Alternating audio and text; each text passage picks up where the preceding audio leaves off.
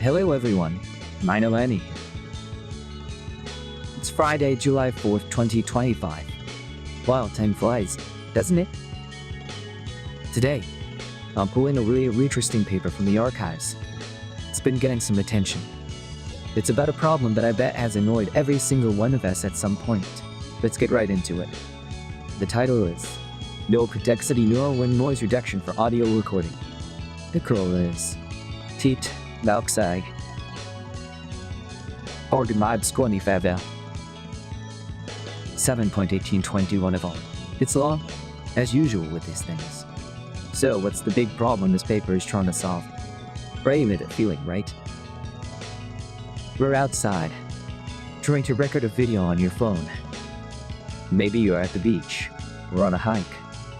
In fact, you've captured this amazing moment. When you play it back, all you hear is this horrible, rumbling, distorted sound. But my friends, is wind noise. It completely ruins outdoor audio recordings.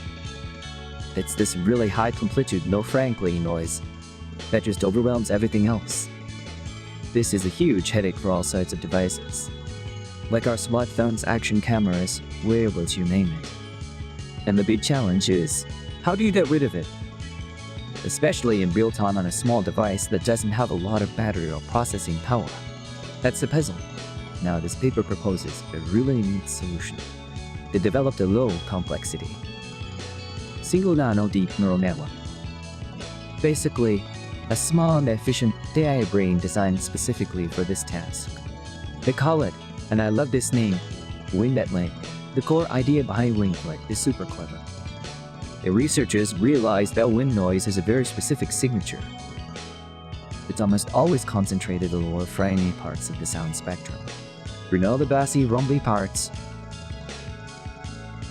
There's barely any wind noise in frequencies above kilohertz. So the AI WindNetLite uses what they call a dual and outer architecture. Think of it like having two specialists. One another, left and there, focuses all its attention on the low frequency bands where the wind noise lies. This part of the AI is more complex, more powerful, because it's tackling the main problem. The other specialist, the half and nadir, handles the high frequency bands. Since there's not much wind noise there, this end leader can be much simpler and use fewer resources. It's a really efficient way to divide and conquer the problem. And they also looked at two different strategies for the AI. The first one is called wind rejection.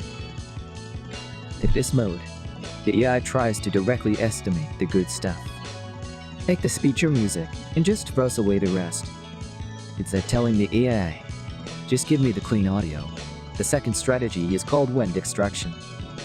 This one's a two-step process. First, the AI is trying to find and estimate only the wind noise itself. It creates a perfect picture of what the wind sounds like.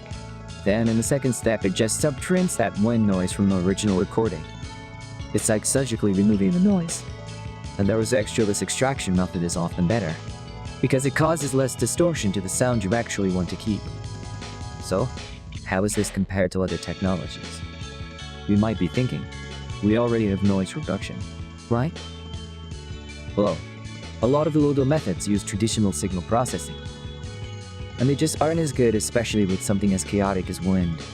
And many of the more modern, powerful AI models are way too big and power hungry to run on a small device like a Haribo or an action camera. They drain your battery in minutes. There are some existing low complexity models like one called Net, which is kind of the state of the art for general noise suppression, but that one is mostly trained for speech.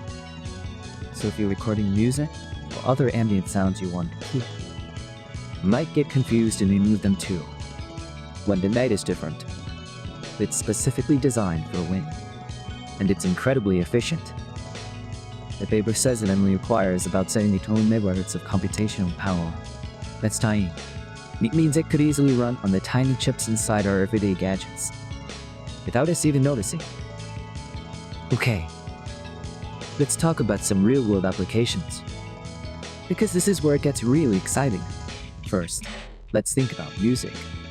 Imagine an indie musician doing a live, acoustic performance in a park for their YouTube channel.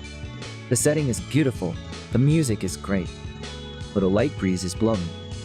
Normally, that wind would create a low rumble that could ruin the recording.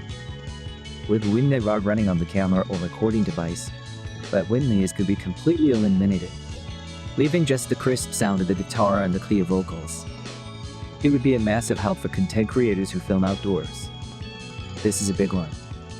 Think of a travel vlogger standing on a windy cliff, sharing their experience. Without this tech, their voice would be muffled and hard to understand. With it, their speech would be crystal clear, making the content so much more professional and enjoyable. It also applies to everyday things, like taking a hands-free call while walking down a windy street. No more shouting. I can't hear you. It's too windy.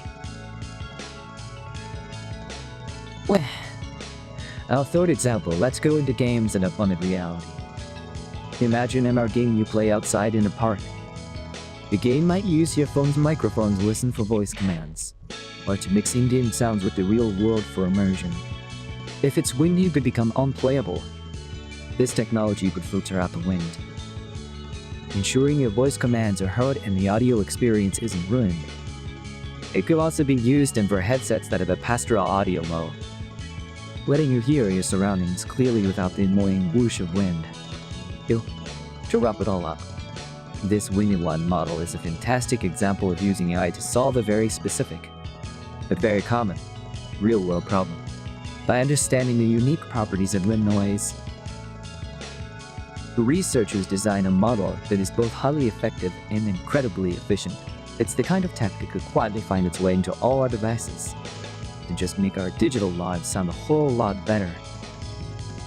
Pretty cool stuff, right? Let me know what you think in the comments below. That's all. The 2 days trip to the archives. Catch you on the next one.